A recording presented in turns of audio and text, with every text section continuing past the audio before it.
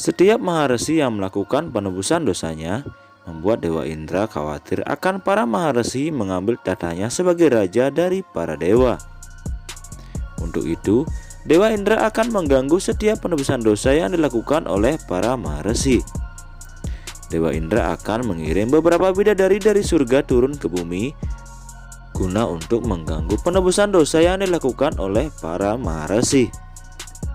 Nah sobat, dalam postingan kali ini Mimin akan menceritakan kisah seorang Maharesi yang berhubungan badan dengan bidadari selama 1000 tahun.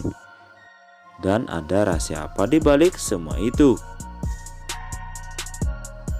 Namun sebelum itu, jangan lupa Mimin minta sedekah kalian dengan cara klik tombol subscribe dan klik tombol lonceng agar kalian tidak ketinggalan notifikasi video terbaru.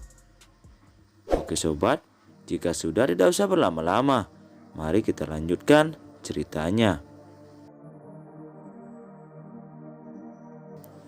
Menurut legenda, dulu kala ada seorang Maharesi besar yang bernama Resi Kandu. Beliau asramanya berada di tepi Sungai Gumati. Ketika sang Maharesi Kandu mulai melakukan tapa bratanya, dia menjadi begitu hanyut dengan penebusan dosanya, sehingga dia tidak menyadari apapun di sekelilingnya. Melihat Maharesi yang begitu tenggelam dalam petapaannya, Dewa Indra mulai khawatir. Dewa Indra merasa ketakutan seperti biasanya. Dia mulai takut bahwa Maharesi akan mengambil tahtanya di surga. Akibat dari ketakutannya, Dewa Indra memutuskan untuk mengirim seorang bidadari cantik yang bernama Pramaloka. Pramaloka dikirim oleh Dewa Indra ke bumi untuk mematahkan penebusan dosa Resi Kandu. Setelah tarian malam, Indra memanggil Pramaloka lalu menceritakan semua rencananya. Tanpa bertanya, Pramaloka berangkat ke bumi sesuai dengan rencana Dewa Indra.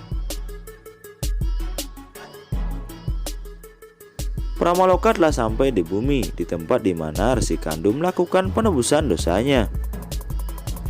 Pramaloka kemudian mengganggu meditasi Maharesi Kandu dengan kenakalannya. Setelah itu, begitu mata Maharesi terbuka, matanya tertuju pada kecantikan Pramaloka. Maharesi terpesona oleh penampilan dan kecantikannya. Resi Kandu lalu membawa Pramaloka bersamanya dan pergi ke gua di dekat Gunung Mandracala.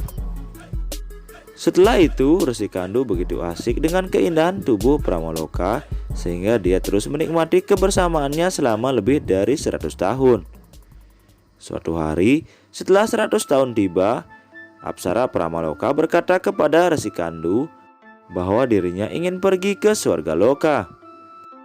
Pramaloka meminta agar Maharesi Kandu merelakannya dengan senang hati.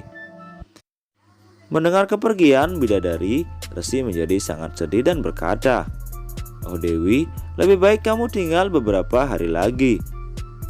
Melihat sang Resi sedih, bidadari setuju untuk tinggal di bumi beberapa hari lagi. Kemudian Resi Kandu tinggal bersama Apsara di gua yang sama selama 100 tahun berikutnya.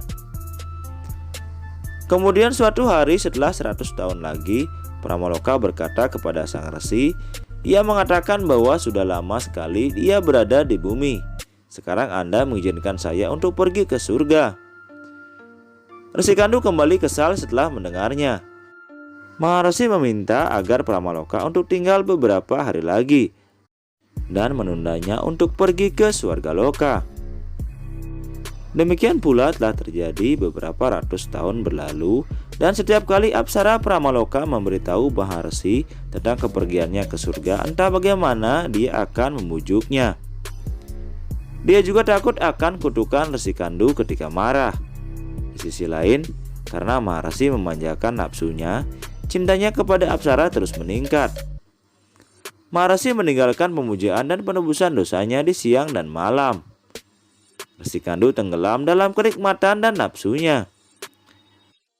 Suatu hari, Maharesi Kandu meninggalkan gubuknya dengan cepat sekali.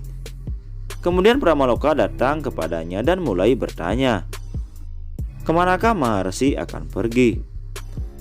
Maharesi menjawabnya bahwa hari ini merupakan hari baik di mana ia akan melakukan sandia pasananya.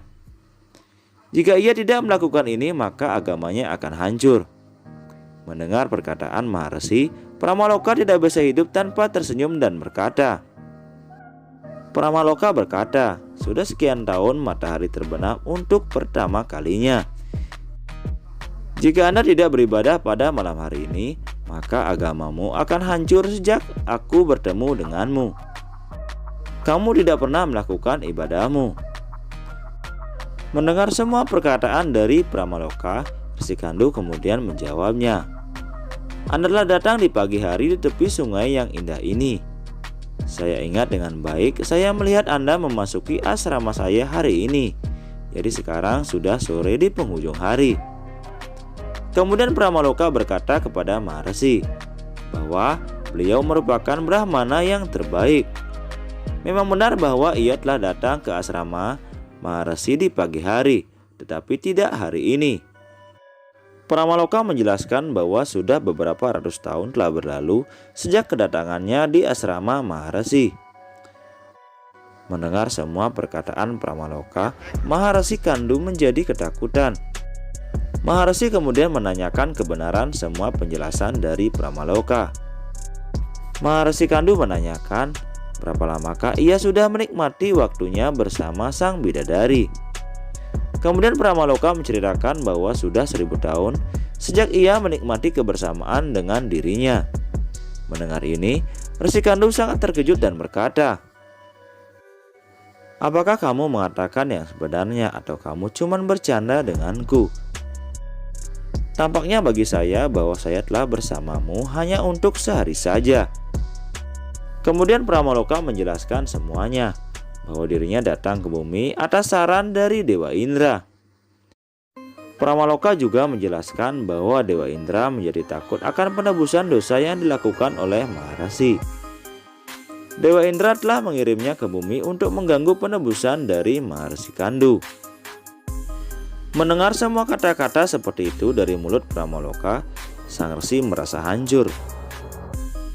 Maharesi Kandu meminta Pramaloka untuk pergi kemanapun yang ia inginkan, karena tugas yang diberikan oleh Dewa Indra sudah berhasil ia lakukan. Pramaloka sudah berhasil menghancurkan kegigihan dan iman dari Maharesi Kandu. Nah sobat, demikian kisah kali ini. Semoga kalian menyukainya. Jangan lupa like dan share di sosial media kalian.